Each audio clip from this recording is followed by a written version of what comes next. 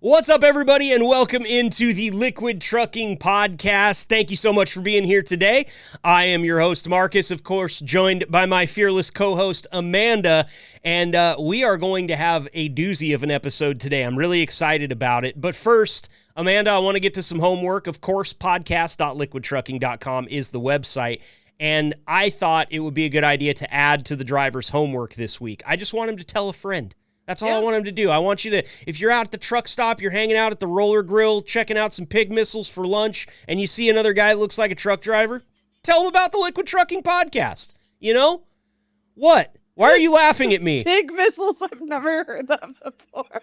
Oh, because you missed our 4th of July episode. Oh, we hammered pig missiles on the 4th of July. That's a new term. We don't call them hot dogs anymore. Them things are pig missiles. That is the best thing I've ever heard. Yeah, it's a new vocabulary term that I picked up. I think I saw it on a T-shirt at like a little tchotchke shop or something like that, and was like, "That's my new word forever." That's awesome. Yeah. So, but tell a friend, right? It's word of mouth. One thing that I don't think people understand is how much podcasts and radio and broadcasts in the audio format depend on word of mouth, Amanda. And you've seen it because of all your time in radio. Word of mouth is really, it's the best advertisement that you could have. Just friends telling friends. Like, I was doing a podcast for another fleet the other day, and I was talking about a stunt that we did on my radio show, probably, I would say, in the neighborhood of 17 years ago, maybe 15 years ago. And one of the truck drivers I had on this other fleet's podcast goes, "Wait, I remember that." And I said, "Wait, what? This company is out of Florida. How do you remember that?" And he goes, "Well, I was driving in Bend, Oregon at the time, and a buddy called me, and he goes, 'You won't believe what they're doing on this radio show. You got to turn it on.'" And he turned it on, and he became a fan because of that. And that's like, all these years later, he still remembered that bit, which was really cool. But the coolest part about it was, that's how we get listeners doing what we do, is people telling a friend, "Hey, you should jump on and listen because these people are doing some cool stuff on here." And Amanda, I feel like we get cool conversation all the time on this show. It's compelling. You don't have to be a truck driver to enjoy it. Absolutely. And if you listen to us and you hate it, tell someone you don't like. Okay? Still there you spread go. The word, okay? That's genius. I never thought about that. I'm going to go tell that guy down at the gas station that pissed me off the other day that NPR is my favorite radio station, and he should check it out. Probably fall asleep behind the wheel and crash into the guardrail. I don't want him to do that. I'm not going to tell him that, but maybe one day we'll do an NPR-themed episode. That could be kind of fun. Can we have a Tiny Desk segment? Then I'm down. I could play the drums for a Tiny Desk segment. You probably won't like it, but I could play them. But what I really want to do is just get a little bit more into this echelon where we think a lot about every word we say, and sometimes for too long. Seriously, you're killing me. I live in a city full of people like that, okay? Like, you could just go down to the pub and start up a random conversation, and you're going to meet that guy. So, anyway, I digress, and I'm going to have to do that a lot today, I promise you, because today's episode is a fun one. We are bringing drivers in for show and tell, and I didn't really put any parameters on it. Come and tell us what you got. Maybe it's a hobby, maybe it's a collection, maybe it's none of those things. But we opened it up. We sent a text out to the fleet, Amanda. We got some responses, and those guys are waiting in the wings to join us right now. Now, this conversation ran a little bit long because, well, we were nerding out quite frequently. That's all there is to it. So I'm going to go ahead and clear the way, Amanda. If you don't have anything else here for our intro, let's get to nerding out, huh? Let's go. Welcome to the gold standard of podcasts for the gold standard of drivers. This is the Liquid Trucking Podcast with your host, Marcus Bridges.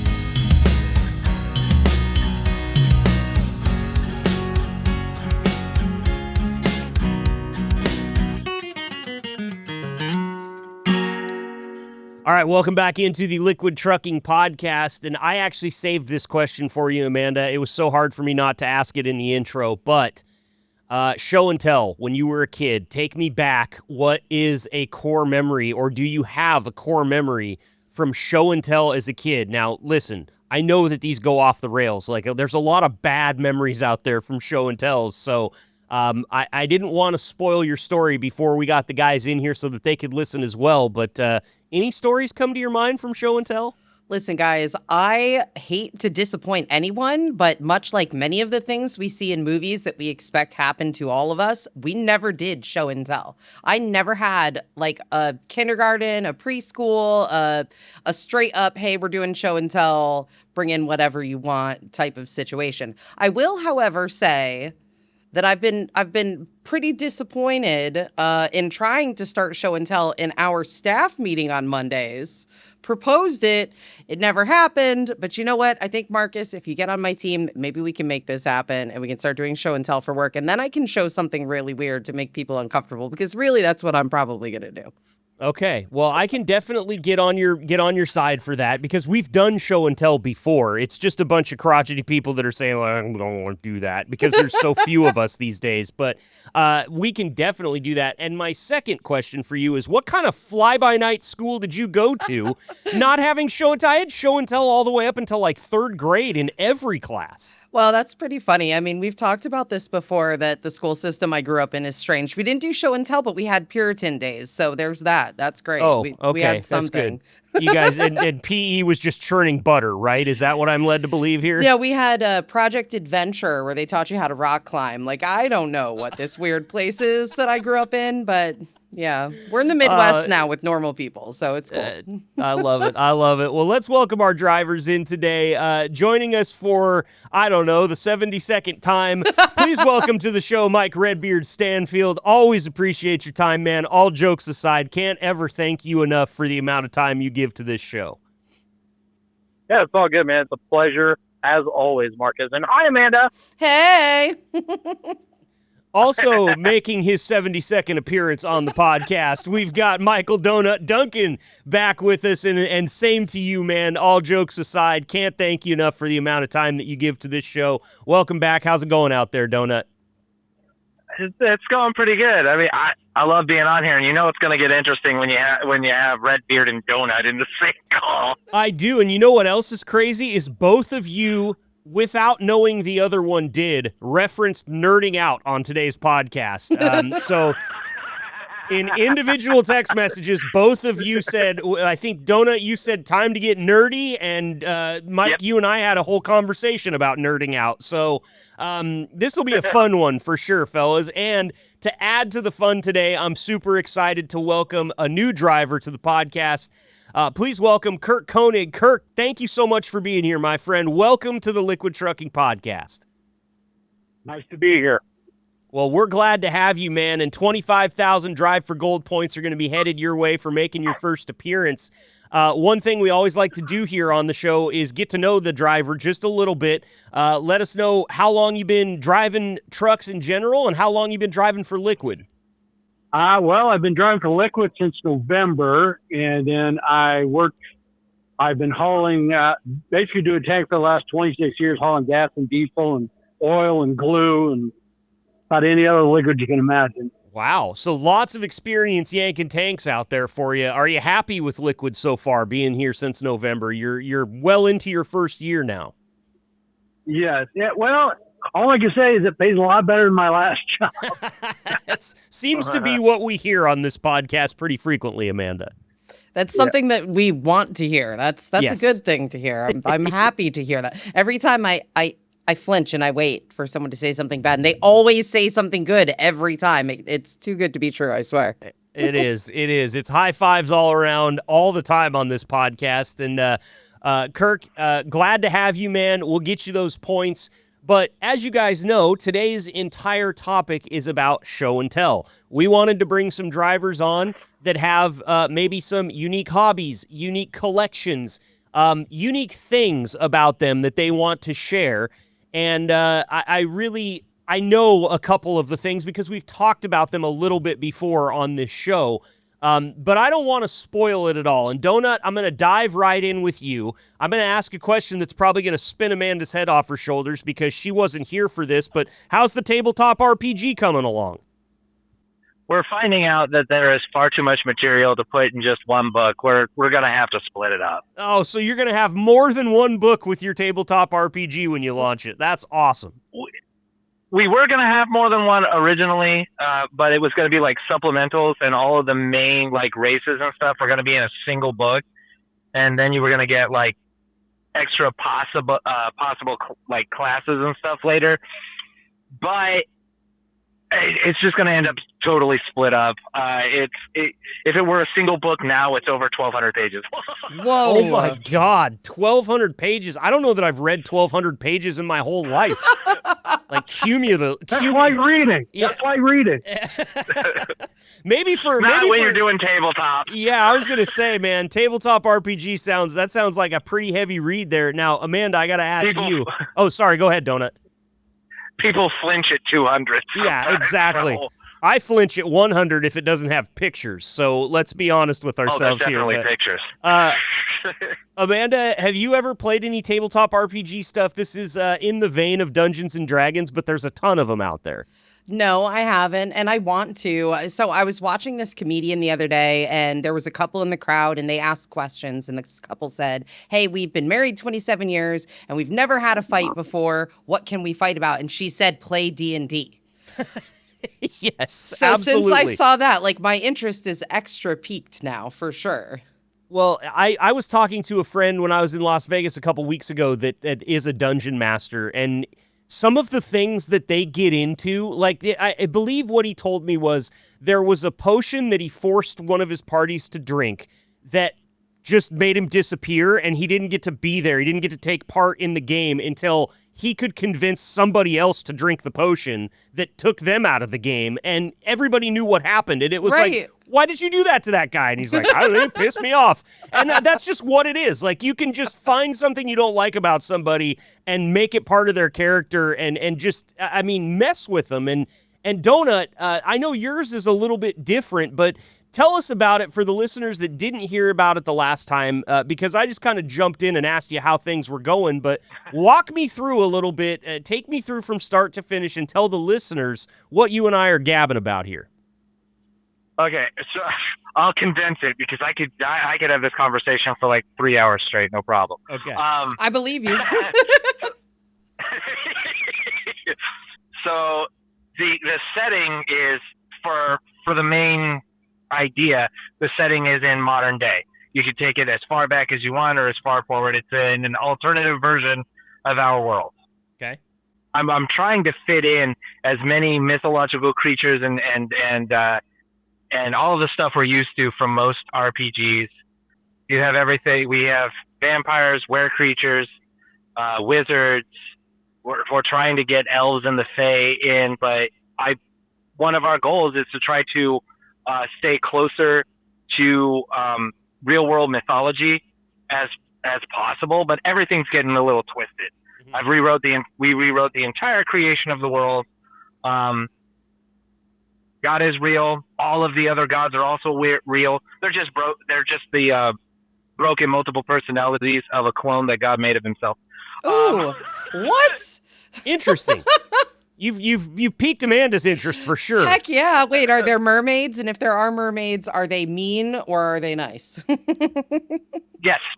Okay. The answer to all that is yes. Yeah, you sound like my husband. Well, depending on which myth you're going with, you have the siren, which look like beautiful women until they lure you in, and then there are these vicious monsters and they eat you. That's right. But in other myths, you have mermaids, which they're not called mermaids. They have a different name, but they're what we understand is like the Little Mermaid, rescuing sailors who have fallen overboard, or trying to get ships to go the other way. You know, the difference between manatees and dolphins. Okay, so right. Amanda, which do you identify with there? Are you a siren or are you more of honest? Yeah, I really want you to be right now. That's the whole point. I'm going to lean with siren because I always think about Peter Pan, like the original cartoon, and how the mermaids start trying to pull Wendy underwater. Like, I feel like that would be me. I would be a jealous siren, and I'd probably try to drown the heroine in the story. That just kind of feels right. It feels right. All right. Well, hey, I mean, listen, I'm probably more of a dolphin dude myself. So, you know, I see that. I guess I'd probably be like, hey, don't go over there. There's some stuff. And I would try to, but I'm tone deaf, so I don't know that I would sing a good song as a siren either. They probably wouldn't come towards me if I was a siren, but I digress. Donut, getting back into it. So is this game going to be played with like, a 20-sided die? And is that kind of the same way that you're going to go through and actually play the game? Is that same, I guess, mechanic? We went with a dice pool D12 system. Okay, I have no idea what that means, so you're going to have to catch me up. Okay. So it uses exclusively D12s. And what a dice pool is you have certain levels on your skills and your attributes. Attributes like strength, charisma, dexterity, that kind of stuff. And skills like firearms, driving, archery, whatever. You get levels, and whatever your level is, that's the number of dice you roll. In a dice pool system, you take one attribute, one skill, you put those dice pools together when you do that action. Like, say someone throws a punch at you, you're trying to get out of the way. That would be your dexterity and a dodge skill. So you'd roll whatever number of dice you have for both of those. Say you have 3 in each, you're rolling 6 dice. Whatever hits 7 or above counts as a success. Okay. All right. I think I got a pretty good handle on it now. Could I be, in your game, a skateboarding wizard that doesn't use magic but instead uses firearms? Yes. Okay. There's actually a branch of magic in our system. We have schools and paths. That would be neutral magic. Path of the body would really help you out. Okay. I like it. You use your magic to reinforce your body. So I'm going to have the gray robes and everything, but I'm just going to be cut underneath, just ripped, just shredded underneath because I got body magic. And I always thought, Amanda, that Lord of the Rings would have been a much shorter trilogy if somebody would have just handed Gandalf an AK, okay? Like, just shoot him. There's so many of them, just shoot him. You're throwing rocks and trees at him, just shoot him. Anyway, I told you long ago when you first brought this up, Donut, that I would be a playtester for you, and I know that this is a huge process, and you guys have been working on it for a long time, but can you give us like a ballpark figure when you think you'll have it ready, or are you guys just kind of open-ended and working on it when you can? Because, listen, we got to remember, we're talking to a guy who drives truck for a living that's also writing 1,200, 2,000-page books here about his game, so time is of the essence. I'm assuming you put time into this whenever you can find it, Donut. Yeah, we actually have a conference call we try to every Sunday. He actually is the manager at, he works for a security company, and he's the manager of the site that he works at. Okay. My main partner. So we try to talk every Sunday. And the magic system, man, trying to keep it more versatile than most magic systems you find out there. At the same time, trying to keep it a little more like grounded. It's proving to be complicated. I imagine so. Well, listen, there's no pressure coming from you from this side of the phone, but I will definitely set it up, play test it with my wife whenever you guys get it done or get a copy of it done. I'd love to help out, and I'm always interested. I've never played before. I have a feeling I'd be an absolute menace at a tabletop RPG game because there's no rhyme or reason to my decisions. They just kind of fly out of my head. And I mean, skateboarding wizard with guns, like you should expect the unexpected at this point, right, Amanda? I think I know what you're about to be for Halloween this year. Oh, yeah, and then I'll come back with a broken ankle on November 1st because I can't skateboard. You can just carry the skateboard. The okay, skateboard there we go. And the guns and dress like Gandalf. Boom, there you go. Well, I'd be right at home in downtown Eugene, Oregon. They just think I lived there and look like that. Anyway, once again, another digression from me. You see why I'm telling you I would be a menace at a tabletop RPG? There's no rhyme or reason, Donut. I once played a werebear with a pet unicorn who wore a fez, rode a unicycle at a circus, who took out a vampire with the stick from a candy apple. Oh, you See? too? That's what I'm talking about, right? That's a Wednesday night for me once you send this game over, man. I'm telling you. I love it, Donut. He was raised by a Native American werewolf. He was born a bear. So, yeah. Those Native American werewolves are much different than the European werewolves. You don't want to mess with the European werewolves, right? It was in a mixed World of Darkness game. Ah, okay. I thought you were going to tell me it was in Tuscaloosa, Alabama for a minute. No. No, it was in Red Wing, Minnesota. But, okay, got it. All right, well, that's awesome, man. I might have more questions for you as we get into this a little bit more. The guys might have some questions for you. Kirk and Mike, thanks for being patient there, fellas. Mike, I'm coming to you next, just so Kirk can kind of get a feel here for how we'll talk about the things that we're showing and telling about today. But Mike, I've been following your journey, man. You've been busy. Fortunately enough, some of your journey happens on socials, so I can follow it. But what did you bring us today for show and tell, Mr. Redbeard? Well, as most of you know, probably, I have my own business, Get to the Point LLC, where I started out making paracord projects like lanyards and keychains, stuff like that, which kind of then morphed into me selling on Whatnot. Then that turned into me selling knives on Whatnot and tying up lanyards with those knives. Now I recently got a laser engraver, so now I'm laser engraving knives as well as multiple other different things.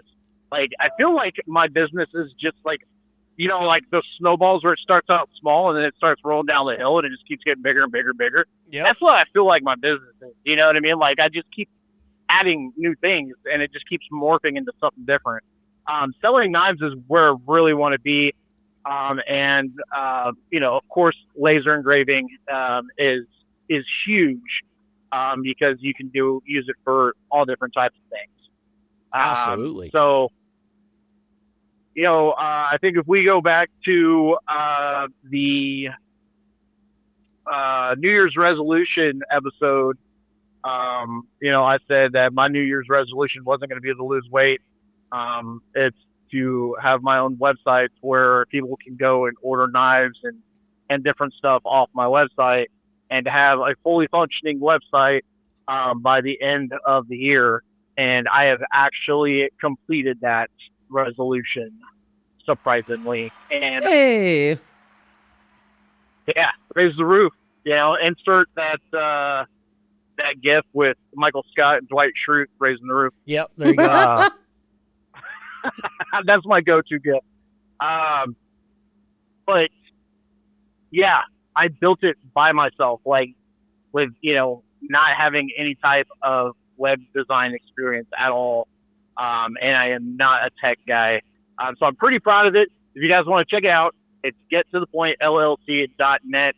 I've also just today went live with a trade-in program. So if you have a knife that, you know, you're like, I'm kind of tired of this knife, I want a different knife, you can send me a form to my email, which is on my website, and that will, you know, you send in pictures and everything like that. I'll take a look at it, and then I can offer you store credit or a trade-in value as well. So I just introduced that to the website today, which I'm pretty excited about. But yeah, man, nerding out on knives, bro. I love it. You can tell, man. And I know we don't use the video that we record for this podcast, but Amanda and I are on video so we can see one another. And I have actually pulled up your website and have shared it. And I'll tell you right now, I mean, Amanda, I don't know what you think, but as we scroll through this website, you can't tell that you don't have any experience building the website, man. It looks great. I already told you person to person that I think your logo is fantastic. It's adorable. Oh yeah, my God. It's such a cool logo, man. And I look, I know that you didn't think that this was going to happen as soon as it was for you, but I could tell back during the New Year's resolution episode that you were absolutely going to do this, and you didn't need a year. You needed like 6 months, and here we are, man. What a fantastic accomplishment. And you're really enjoying it. I can tell because I've actually been to one of your Whatnot shows. and listen to you there, and you're having a good time, and you're good at it. I mean, you're obviously you talking in front of people doesn't bother you that much because you come on this show all the time, but you've really got a talent for it, man, and I'm super stoked to see where this goes for you because I'm not, I won't say blown away. It's like par for the course. I knew you were going to get to where you are now, and now I just wonder how far you can take it. Yeah, well, my end goal is to have my own shop, not where I live, but the town next over, because where I live, there's already a knife shop there, and I don't want to step on anybody's toes. You know what I mean? That's not how I operate. So I'm going to move it over to a town over in Republic, Missouri. But that's my end goal, man. I want to get off the road, dude. I'm tired of being on the road. It's super dangerous out here nowadays. I just read an article this morning when I woke up about a guy that went to go ask another guy to pull up in the fuel island, and that dude got stabbed like 5 or 6 different times. Just for asking that guy to pull up. Yeah, so that's my end goal, man. I'm ready to get off the road, and I'm working super hard towards it. My kids are ready for me to be off the road. My wife's ready for me to be off the road. Don't get me wrong, I love this company, and mostly I wouldn't be able to do this, what I'm doing now, without this company. So I'm super grateful, don't get me wrong. But yeah, when it comes to my family and my goals, man, there's no stopping me. My foot is on the floor. So, well, just sitting here scrolling through and looking while you've been talking about it, looking at all the products that you have to offer. You got some Blade Balm in there called Aw Shit Blade Balm. I love that. I think that's great product placement. Because almost every time I've had my hunting knife out, I end up mumbling those words as I cut myself trying to skin an animal.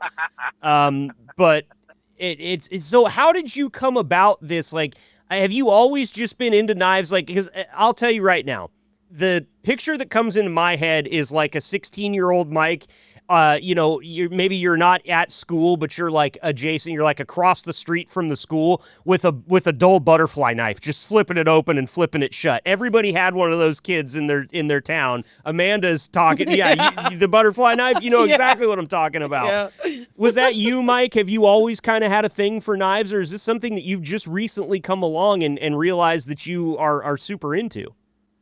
No, I wasn't like that as a kid, man. But, being a felon, you don't have much choice than to look in different areas to be able to protect your family. And I held a knife, and it was really shitty. It was a really shitty knife. And I kind of got into like, okay, well, what's some better knives that are, not as expensive as some of these other knives out here, but that are, better. And then that got me going down a rabbit hole of different steel pipes and all the, the attributes of these steels, hardness, corrosion resistance, edge retention, all the different types. There's so many different types of steels, and then handle materials. And then I started nerding out on it and just fell in love with it, man. And I was like, dude, let's do it, man. I got me a nice knife, and, I have one in my pocket right now, the Spyderco PM2, which is the Salt Edition. And I won't nerd out too much on it, but it's got MagnaCut steel and, all that good stuff, all the fancy stuff you want in a knife. And, yeah, I don't know, man. There's something about knives, dude, that it's not just, a tool, but it's artwork to me as well. You know what I mean? Like some of these things that people can come up with, these different knife designers and, just the different types of locking mechanisms and materials that they use and, anodization. And it's just so cool, man, to see what people come up with and to be able to hold one of them in your hand and be like, dude, this isn't just knife, it's art. Yeah. You know what I mean? It's cool. That is cool. And looking at what you've got for sale up there, there's a lot of really cool looking ones up there, not just from, a functionality standpoint, but they look cool. They're stylized. They have a really, a nice aesthetic to them. And talk to me about the metals, because I've wondered what's so big. Like, what's the big deal with Damascus steel? Everybody talks about Damascus steel. What's the deal with that? You seem to nerd out on this stuff, so talk to me about it. Dude, honestly, when it comes to Damascus, it's just about the looks of Damascus, because Thank you.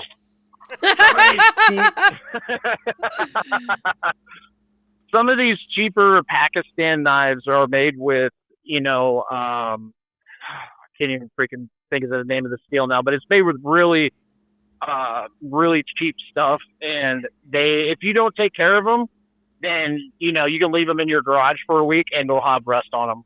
Wow. You know what I mean? Damascus is really just a pretty steel. There's no real any kind of attributes to it that makes it special besides the way it looks. Okay. Well, it sounds like there was another driver on the phone call that definitely agrees with you there. So talk to me about the MagnaCut steel. What's special about that? MagnaCut is an American-made steel, first of all, so that's special in its own. But it was designed by another knife enthusiast, another nerdy person like ourselves, who was like, I want to take a steel that is anti-corrosive, that, has good edge retention, and it's super easy to sharpen. And he just started throwing some shit together and came up with MagnaCut. And now he's came out with another one called Magna Max, which is supposed to be even better. I haven't really gotten to deal with Magna Max yet, but it sounds like a freaking video game character. It really does. Wait, wasn't there a character named Magna Max? Mad Max, I think. Or maybe, I don't know. There was a cartoon called Mighty Max. Mighty Max, okay. Either way, they're all great names for superheroes. I'll tell you that much right now. Yeah. But anyways, it's a really good steel. I've had mine for quite a while, and I think I've only had to sharpen it once, but that's because I put it through its I tested it quite a bit. Yeah, putting it through its paces. I see. Yeah. Yeah, but it was super easy to sharpen. And once I got it sharpened, it stayed sharp and still sharp. So, Amanda, I don't know why, but you strike me as somebody that might have like a Davy Crockett, just a big blade somewhere in your house for other things other than cooking. I don't know. Maybe it's a decorative sword. Tell me, though, do you have any interest in knives whatsoever? Do you have something hanging on the wall that's like an old Japanese relic or something like that? I used to in high school, and I had one just because it was really cool. It was like, I don't know, maybe a 12-inch blade, but it was like squiggly. You know what I mean? It was just really neat looking. And then the handle was wood and it had like different engraving on it. And one part of it was a dragon. And I don't even know. I think I found it at a yard sale and I'm like, oh, this is cool. And then I started using it to practice drawing. I used to draw a lot when I was in high school. So I would use it to practice my shading and stuff like that. And then my parents found my sketchbook and they were worried about me. They thought something was wrong because I was drawing a picture of a knife. And I'm like, it's just pretty, guys. It's just cute, okay? I will tell you, I'm curious to know about the laser engraving side of things. And Mike, have you ever watched the show Peacemaker with John Cena, where he's a superhero? Fantastic. Yes. So good. A dark take on superhero Yes. world for sure, but a great show. And he Yeah. has to have that Dove of Peace laser engraved into every one of his weapons. And so, if they're looking for somebody, we'll send them to you. But I'm curious to know, like, you have the coasters. People can do the wood coasters. You can laser engrave in metal. I think that we need to, Marcus has the band that he's launched. Maybe we need coasters for your band, like merch. There you go. There's a ton of stuff that we could put that logo on, and we've been coming up with them too. In fact, one of the guys bought a sticker machine the other day, so we're serious about this. So I might need to get some engraving from you done, Mike. But put a pin in that for a second, because I have to go back to your story about the squiggly knife with the dragon on the hilt that you found at a garage sale.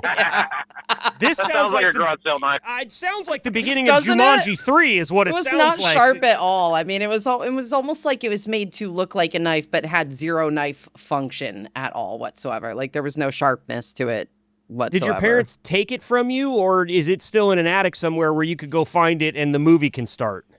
I honestly think it might be in a box somewhere. See, I really do. You're going to find this thing 20 years down the road, and they're going to have to make Jumanji 3, because I'm telling you right now, there's something up with that knife. Why is it squiggly? Why do you need a knife with a bent blade, and why is there a dragon on the handle? Because it's an ancient relic and there's magic attached to it. That's Seriously. what see why I would be a menace at the tabletop RPG? Like, that's where my head goes. Listen, Is, how come- you bought a yard sale knife, it's Jumanji. How come every time I pull the knife out, all of a sudden I start hearing tribal drums? I don't know. It's just a coincidence. Exactly. Well, it's funny. This reminded me, there's the South Park episode, Good Times with Weapons, where they all get ninja stars and swords and nunchucks at the flea market. And everybody laughs at that and thinks, oh, ha ha, that's a South Park thing. I bought ninja stars at a flea market in Lostine, Oregon when I was like 12 and put 300 holes in the drywall in my room. In fact, my room got wallpapered after that because I threw that thing. And what I did is I had a poster on the wall, like a Michael Jordan poster, and I would take it down and I would just wing those ninja stars at the wall. And then I would put the poster back up. Well, I think one day the poster fell down when I wasn't around, and a parent walked into the room and was like, horrified. Either he's been punching thumbtacks in at the rate of 700 a minute, or he's throwing something at the wall. They found my ninja stars, and I had to give them away. So I can confirm South Park got that right. You can buy ninja stars at a flea market for like $1.309 a piece. They're really cheap. Almost not preventatively cheap. Like, they should be preventatively expensive to keep a 12-year-old from getting their hands on it, but not the case. Anyway, sorry, what was that? If you have ever been a teenage boy in the Midwest, or preteen boy in the Midwest, you know that South Park episode is completely 100% true. Oh, yeah. Especially the part where they throw a ninja star into Butter's eye and dress him up like a dog and take him to the vet because they don't want to get in trouble, right? Like that. It's all true. That's happened in real life. Phil. I remember Phil. Oh, yeah. I love it, man. So listen, Mike, great stuff. GetToThePointLLC.net is the website. Head on over there. Check out what Mike's got to offer. Check out the website. Just browse around for a while because if nothing else, Mike did a phenomenal job putting the website together for being a guy that doesn't have any experience doing so. And I want to applaud you for that because I have built a website with these website builders. And even though they're designed to be really user-friendly and to be super easy, they still made me feel like I didn't have more than 3 brain cells fighting for first, second, and third, Mike. Aw. So congratulations, man. This is great work. I appreciate it. Yeah, it gave me a headache more times than I want to count. I totally understand that. All right, let's kick it over to Kirk Koenig. Kirk, you've been patient, man. We appreciate that. But that kind of happens on the podcast from time to time. We like a rabbit hole. We'll jump into it. So what did you bring us today, Kirk, for show and tell? Well, I've been collecting comic books for the last 47 years and Transformers for the last 42 years. Oh, my God. Your collection is probably massive. Well, comic book wise, I think I got between 30,000 and 35,000 comic books. Oh, my God, dude. What is and I know that you're not going to sell these things because you've been collecting them for so long, but what do you think the dollar value is on 30 to 35,000 comic books, probably in good condition, knowing you as a collector? I'd say probably a minimum of 100,000. Wow. Do you have any of the gems that everybody looks for in there, like the first edition Spider-Man or Superman or any of those things? Like, what are some of the ones that you have in that massive collection that kind of stand out as the gems, Kirk? Well, I got what they call it was a box set, a black box set. Comic books, they come and you have like your main cover, and then you'll have variant covers by different artists and everything. I got a box set of 13 covers, different covers for the first issue of a comic book called Gen 13. Wow. So that's probably pretty highly sought after. Well, I don't know. I paid $300 for it, so I'm hoping so. Are you kind of do you like to trade them and kind of build your collection through like going to shows and bartering with people, or are you just one of those guys who every time you end up at a comic book store, you're taking something home and that's how you add to the collection? Well, actually, I do mail order. Oh, okay. I got a form I fill out every month, and and it usually runs about around $300 a month. Wow. And then they mail it to me, so I can save gas and everything else. Okay, that's Doesn't cool. go- So now you got to tell me about the Transformers set, because honestly, I told you earlier, even a 100-page book with pictures is daunting to me. So I'm thinking about the toys the minute that you're talking about your collections here, Kirk. So tell me about the Transformer collection. 42 years collecting a franchise that's been around for that long. Yeah, well, I started back in '84 when they first came out. At the first toy line, they call it G1 or Generation 1. So I've got quite a few of those, and then I have quite a few toy lines that are based on like all the Transformer cartoons that have come out on TV. Yep. And I've got some from the movies. And so I've pretty much got Transformers in about every toy line that's come out. Wow. So Now, I got a question for you. Do you have kids? And more specifically, did you have any kids that were boys? well, I do have a son. I do have two children. I have a son. He is 20. Gotta think here. I think he's 27. Got a daughter who's 25. And then I have two grandsons, 4 and 1.5. Okay. So the question that comes to mind here is obviously when it's a collection, you know, I have an original Ecto-1, the Generation 1 Ecto-1 Ghostbusters car sitting on my shelf less than 10 feet from me right now. That's so cool. If one of my friends even gets within the same zip code and wants to touch it, I'm breaking fingers. So that's where my question comes from, Kirk, is having a boy in the house, having all these awesome Transformers toys, was it something that he was free to play with and break and mess up, or was this kind of off limits, these are dad's collectibles, we'll buy you something else to break? Well, actually, my wife solved that problem because when we bought our house, there was a detached garage. And my wife put it to me this way: it's either me or the comic books and Transformers in the house. So Listen, we built a room on the detached garage, and they were all after. So my son and my grandson don't get a chance to even come close.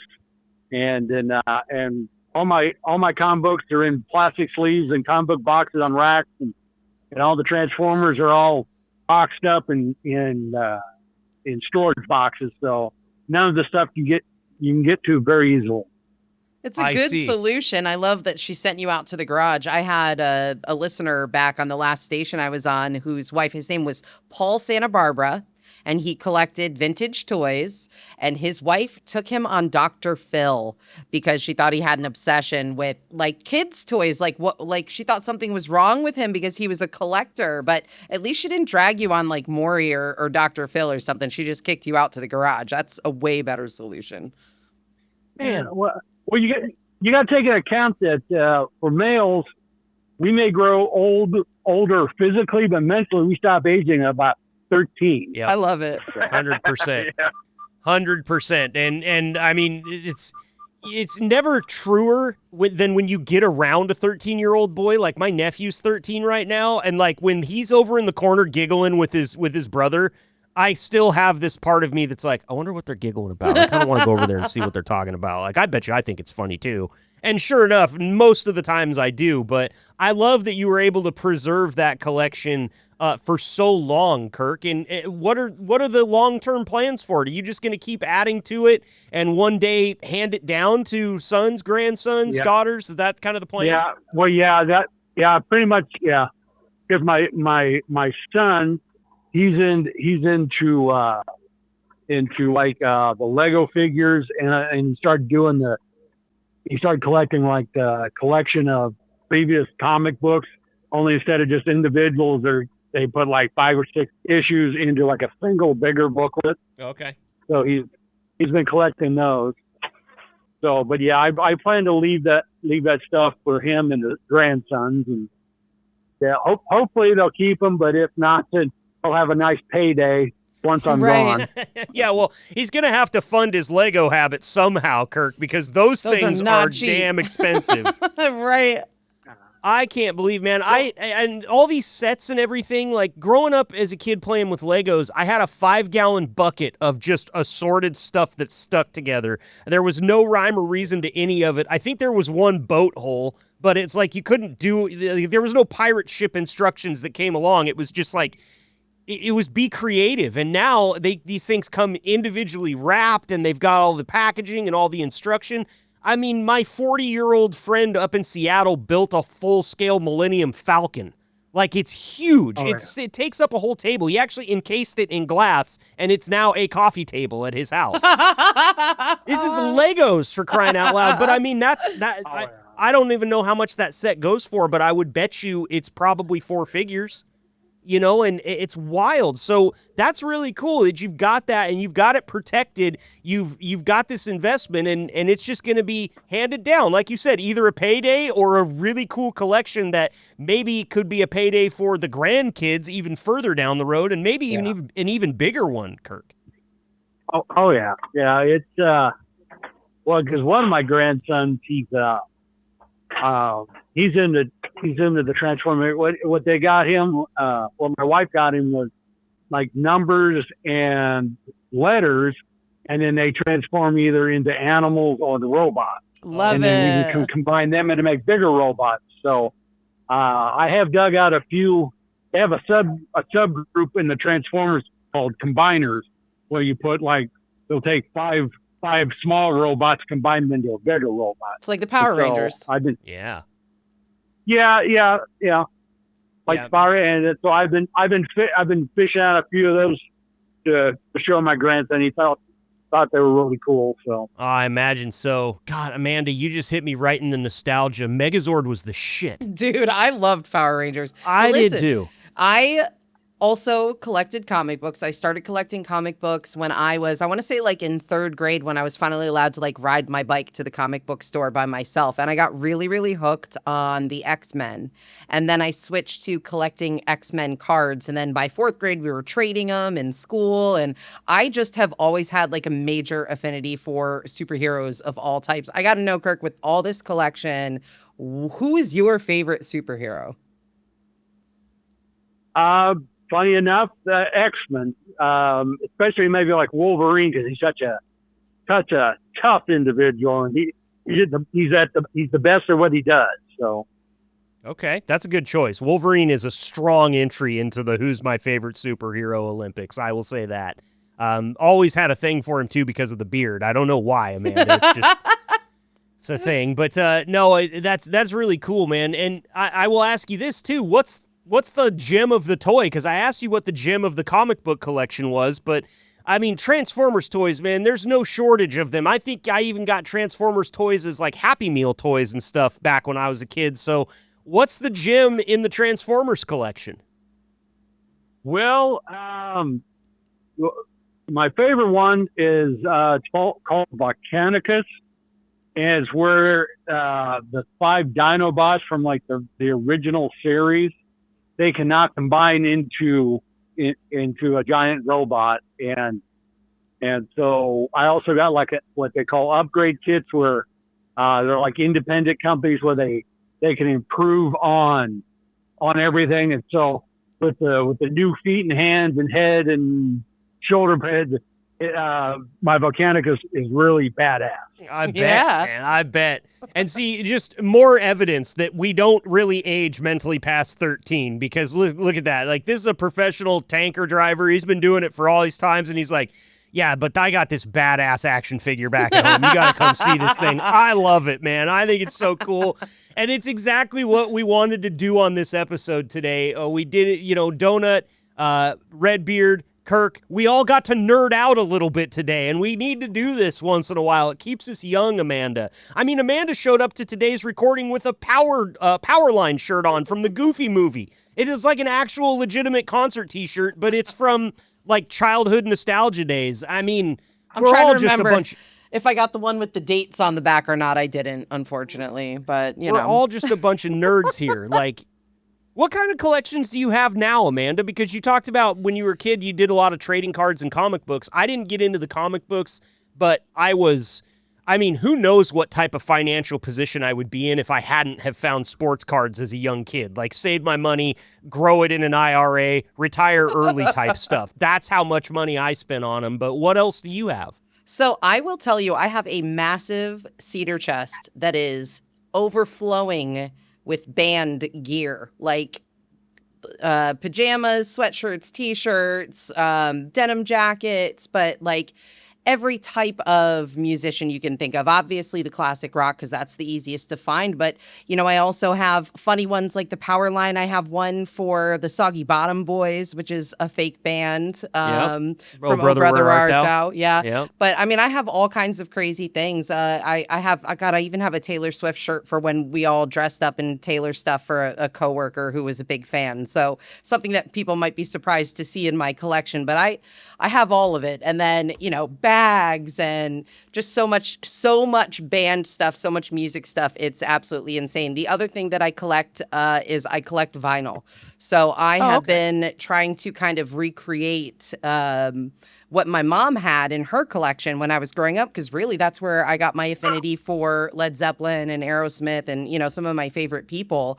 And the weird thing, I'll tell you, the gem of my album collection is The Best of Bread. That is like one of the greatest albums of all time. I don't care what anybody says. Only side A. Side B sucks. Okay. And the gem of the huge chest is going to be the sleeveless denim Whitesnake jacket, I assume.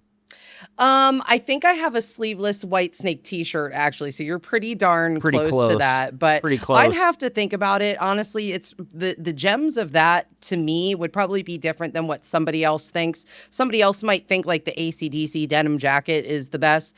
I think there's a local group that covers ELO, Electric Light Orchestra, and they're called Into the Blue. And so my Into the Blue t-shirt is probably my favorite because they are like the most feel-good band I've ever gone to see before. And we didn't even know that they were an ELO tribute. They got to the second song, and I was like, they just did ELO. That's weird. Then they got to the third song, and I was like, oh. I get it. I see what they're doing here. But it was a band that was made up of teachers from a school district around here. They put this band together during COVID in 2020, and they did their first performance in front of a massive audience, and it just went on from there. And every show that they do is so feel good. And I don't know if you know this, but it is scientifically proven that Mr. Blue Sky is the happiest song ever made. Oh, I did not know that. Is that an Electric Light Orchestra song? Yes, it is. I'm not really familiar. I'm sorry. I know I'll you're school looking you up. down It's on all me. right. I'll be sending you links later. Don't worry. Yep, and you'll get me versed well in side A of Bread. That's right. That sounds good. Well, listen, fellas, we got to get to final thoughts here because we're running out of time. But I want to thank you all for coming to our show and tell today and bringing us such awesome things to talk about and really dig into. The point of today's show was to let you guys talk at length about your thing, much like you would do if you were in third grade and it was show and tell. You get your 5 minutes. You get to go up there and talk about it.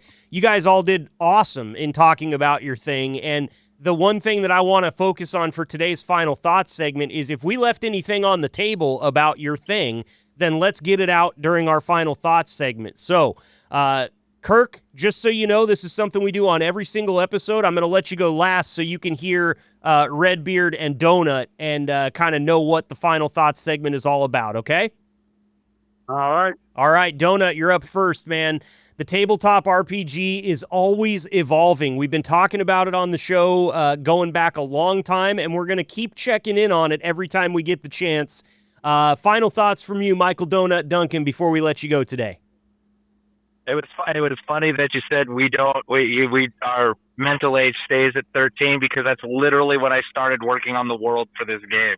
When you were 13, you've been working on it for that long? Just the world. Originally, I built the world because I wanted to write, and I never got more than maybe a 20-page short story, and then my brain would move on to the next thing, and then I'd get another one, and I'm just like, okay, this is not going to be a novel. I was talking to my friend Eric, and he's like, hey, I build homebrew tabletop RPGs for like the things I really like. He's like, I got one for Avatar. I've got one for the comic book universes. Why don't we try to make yours into something like more official, something we can sell? I can't sell those. And I'm like, yeah, let's do that. And so we've been doing that for about the last 7 years. We've been trying to get it together. Wow. And it's all original stuff, too. Like, you might be pulling from some different mythologies, but these characters, all the world, everything, it all comes from the 6 inches between your ears, right? It was driven by, I love mythology, and I've studied all sorts of different mythologies and theologies ever since I was young. I even had one of my tutors when I was younger. I was in a group home, and there was a mandatory time that you had to spend with a tutor. My tutor looked at me and said, I have nothing to help you with in school. And I said, I know. He happened to teach theology at the local Catholic school and at our local college. And so we'd sit there and talk about that. Inconsistencies and stuff. And I'm just like, what if I could make this more, not necessarily realistic, but fit better into what we know as the real world? Why don't we see these things anymore? Why don't we notice it? And so that's what I did. That's awesome, man. Well, thank you so much for coming on the show today, Donut, and talking through it with us. Really excited. You've got my phone number. One of these days, that phone's going to ring, and you're going to ask for my address, and you're going to be sending me 2,000 pages of reading that I have to do, but I'm going to do it for you. My wife will have to help me sound out some of the big words, I'm sure of it, but that's awesome, man. I'm really excited for you, and can't wait to hear about it next time we have a show and tell, all right? Thank you. That's Michael Donut Duncan. Next up is Mike Redbeard Stanfield. And Redbeard, dude, again, get to the point, LLC.net. Looks fantastic. The logo looks fantastic. The Whatnot shows have been awesome. Final thoughts from you before we let you get back to it today. I really don't have any final thoughts, man, other than appreciate the shout out and appreciate you taking a look at it. And you send me your logo, I'll get you a coaster made up and send it out to you. My man, I don't expect that for free. I will pay because these prices are very reasonable. Every time you say the name of his company, Tim, I think you're yelling at him. I get to the point. No, I got you, man. I'll send you out one for free. That way you can check it out, and then you can just kind of spread my name around the universe, the community. There. I can do that for sure. I will spread it like wildfire out here in the Pacific Northwest. That's easy to do where I'm from. So again, Redbeard, thanks for the time today, man. Appreciate you coming on the show, and we'll get over to Kirk Koenig. Finally, Kirk. Final thoughts from you, man. First appearance on the Liquid Trucking Podcast today. You did great. Told us all about the comic book collection and the Transformers toys collection, man. That's awesome. Any final thoughts? Anything we left on the table for you before we let you go today? I think I'm probably the oldest guy here. It doesn't think, I'll be 60 this year, and it's like I'm still only 13 years old mentally. So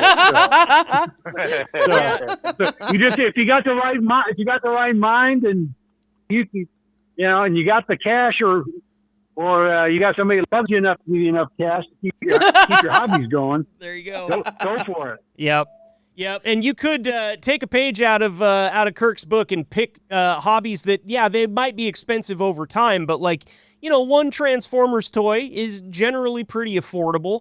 My hobbies, Amanda, are drumming and golf, and both of them, it's like $1,000 just to say that you're a drummer or a golfer. That's what it costs to be a part of the crew. Would not recommend it. But Kirk, man, you did awesome. I hope you'll come back and join us again here on the Liquid Trucking Podcast sometime soon, my friend. I don't know. Yeah. Well, and if we're giving away nicknames, my old nickname was Cologne. Cologne? Because they're clone, like a copy of somebody else. Oh, clone. Okay. I thought you were just going to be like, I always smelled great, so they called me Cologne. That's what I thought. No. They made fun of my last name, so they just called me Clone. Oh, I gotcha. So if I ever come back, instead of Donut or Redbeard, you can say, hey, this is Clone. Yep, we got the clone on. I love it. Yes. Well, what do you think about I really enjoyed myself. Oh, good, man. I'm glad to hear it. What do you think about the nickname that Redbeard gave me a while back? I mean, we're going back more than a year. My CB handle is Never Shuts Up. You think that's pretty accurate?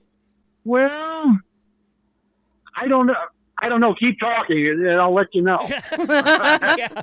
Here we are. He doesn't stop. Yeah, he hasn't stopped. Yeah, 55 minutes in. I tried to wrap this segment up 7 minutes ago. I think it's an accurate statement for sure. Kirk, Mike, and Michael, you guys are awesome today. Please be safe out there, and we'll get you all back on here again soon. We'll be right back with more Liquid Trucking Podcast right after this.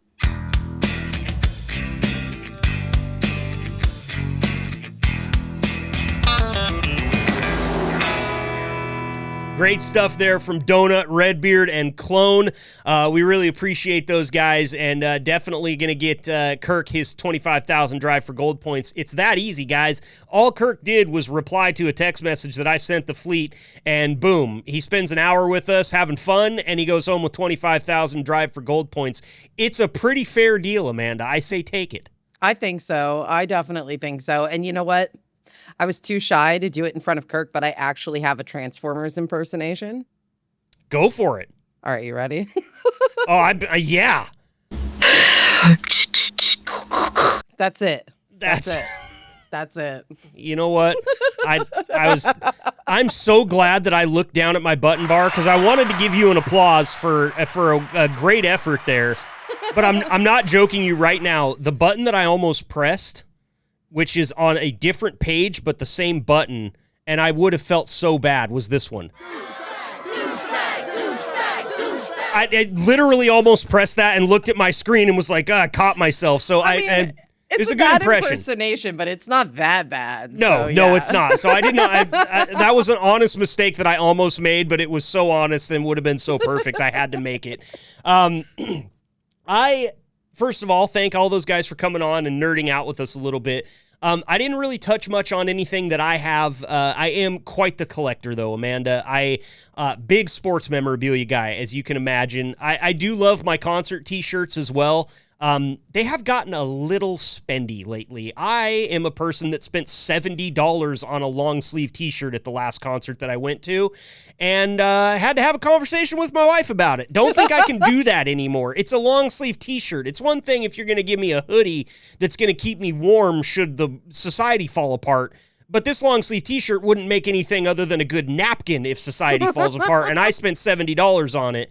So concert tees are tough for me these days, but the sports memorabilia is wild. I have an entire wall filled with Oregon Ducks memorabilia in front of me.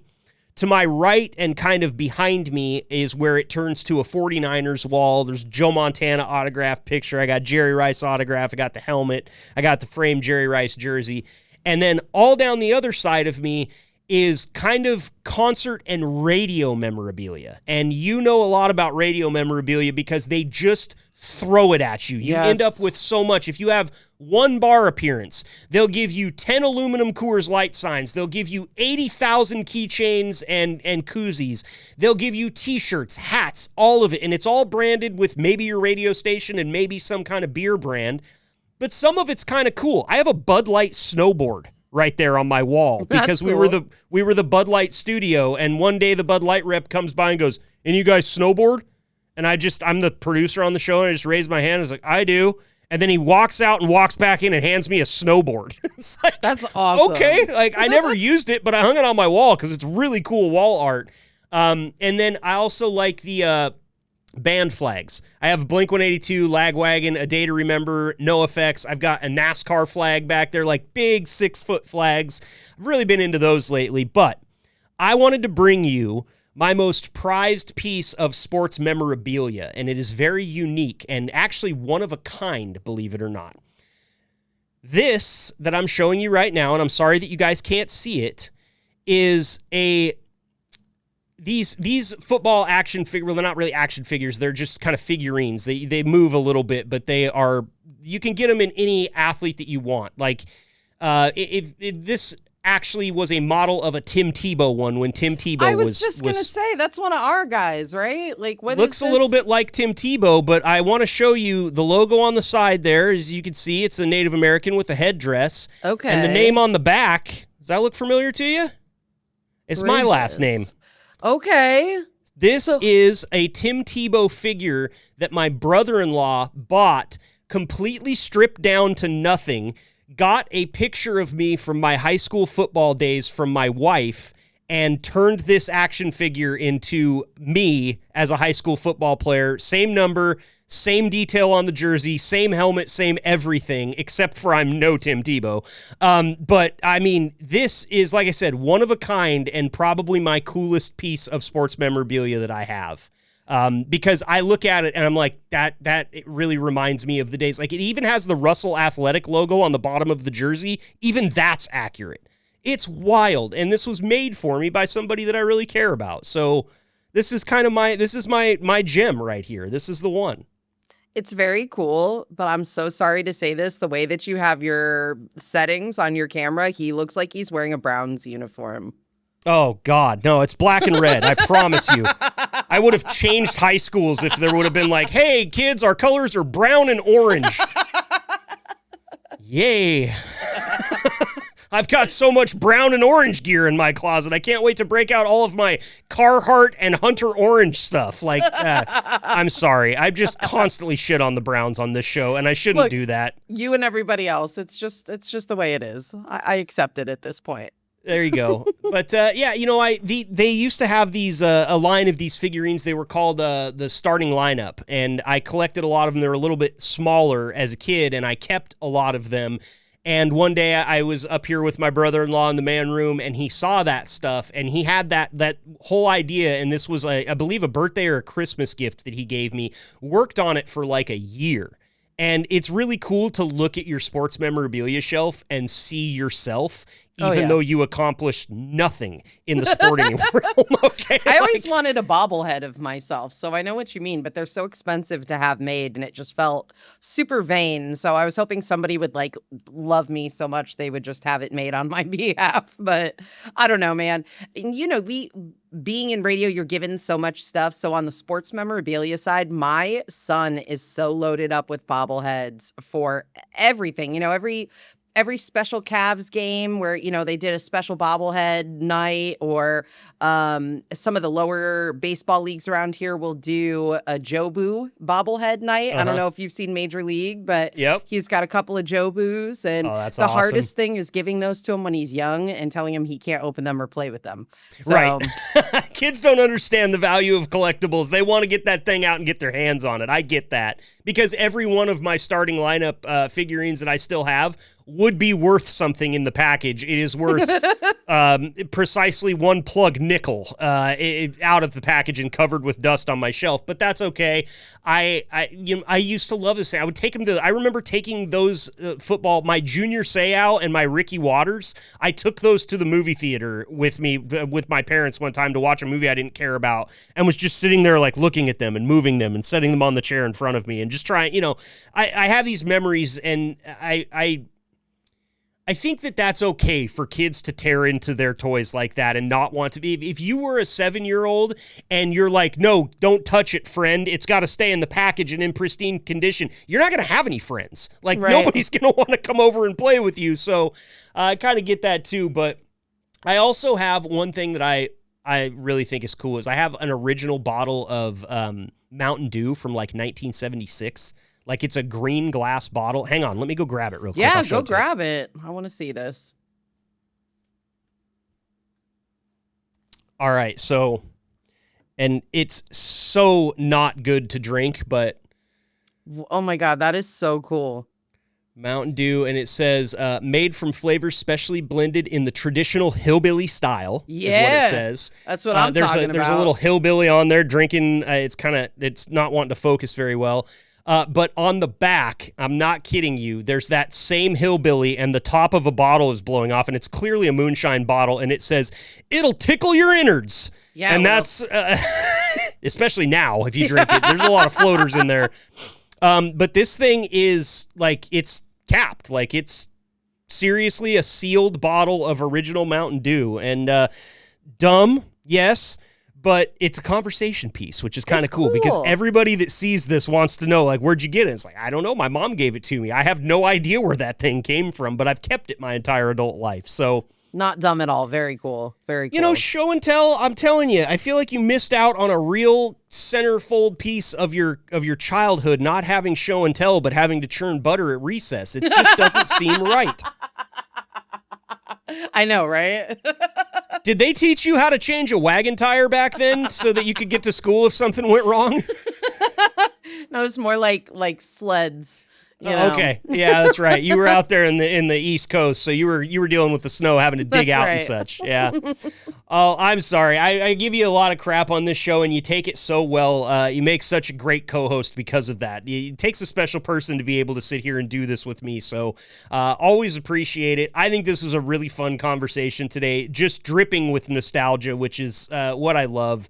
It's weird how I can't really let go of the glory days, but then you look back on the glory days and you're like, those, we call them the glory days for a reason, right? Yeah, man. Seriously. And I have a feeling you're probably going to watch a Goofy movie not long after we finish this conversation. So I absolutely will. And I will tell you this. You said you want a bobblehead Amanda. If I ever have a bobblehead Amanda made, it's going on my desk. I'm not that's sending fine. it to you. I'm just going to Good. sit here and flick the bobblehead on it every now and then. Whenever I'm thinking about you, I'm just going to boing, boing. Time you for get us a random text from me like, what are you doing? Yeah. Why do I have a headache? Will you It's like stop? a voodoo doll. All right, lots of fun today on the Liquid Trucking Podcast. Thank you to everyone that tuned in. Don't forget to head to our website, podcast.liquidtrucking.com, to find all of the things that have to do with this podcast and send us a message if you want to be on the show. Don't forget to tell a friend, and don't forget to stay young inside. I think that's one major theme that came out of today's episode, Amanda. Stay young on the inside. Absolutely. Just right around 13. That's Right the around sweet 13. spot. Right before you were tainted, because everybody knows right about 14 is when you started learning stuff that you shouldn't have known. High But school. Yeah. yeah, 13 is that you're still just an innocent child at that point. Stay that age, everybody. Also, stay safe out there. Keep the shiny side up. We'll talk to you next week, Liquid Trucking.